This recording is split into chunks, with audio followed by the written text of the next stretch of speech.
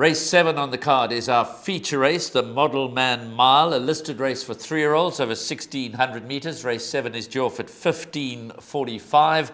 9 runners are carded to face the starter. Let's first hear from Michael Roberts and Justin Snaith's assistant trainer, Megan Trott.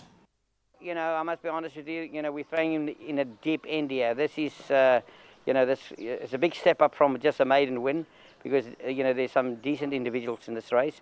But there was nothing else for him. He was entered for the Ready to Run Cup, but he drew deep. And, I just discussed it with the owners, and we just feel it was too early to take a horse like this, to travel him. We'll see what he's up to here. But he, you'll appreciate the mile, on the turf and that. And but he's a nice horse. But I don't expect miracles. Native Tongue is doing very well. We were all very impressed with his run last time. He's come on from that very well as well. Tristan Godden has been doing a lot of work on him for me, and he says he's in a better place now than what he was before that run, and he ran a very good race then as well.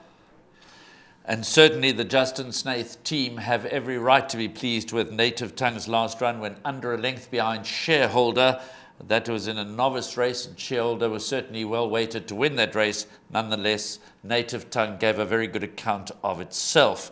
Native Tongue is both the selection of myself and my colleague Warren Lenferner to win this, the 2020 renewal of the Model Man Mile. Given that Model Man was trained by Pat Lunn, and given that Pat Lunn is the caretaker trainer for Jan Janssen van Vuuren, it certainly would be appropriate if number 8, Rise as One, was to rise to the occasion. Rise as One has won 2 of 3 starts and is unbeaten with Gavin Larena aboard, and Gavin jets into town to partner this daughter of Duke of Marmalade, but she may have it all to do against the guys. Grant van Niekerk in town to ride number 6, Native Tongue, who has been priced up early favourite at 22-10. But the race has a pretty competitive look about it. These 3-year-olds are still on the thresholds of their careers.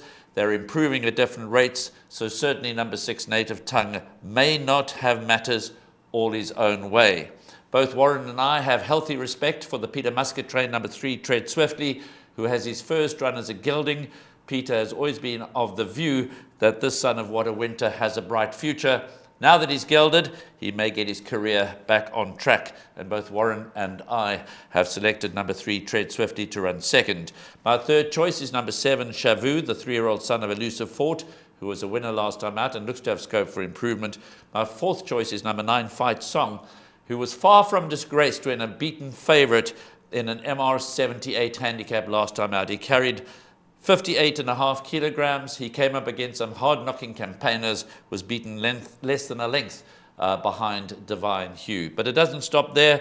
Brazil Nut represents the stable of Carl Hewitson, has won 3 of 5 in Port Elizabeth. We'll see how he goes here.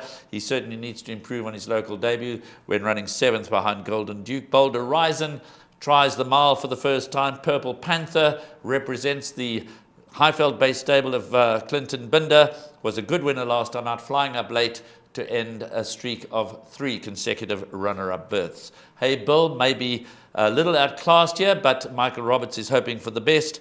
So it's a competitive lineup, but we feel that number 6, Native Tongue, has lots to like about him. He's a progressive son of Master of My Fate out of a Silvano mare, and he gets the nod in a very competitive and intriguing clash.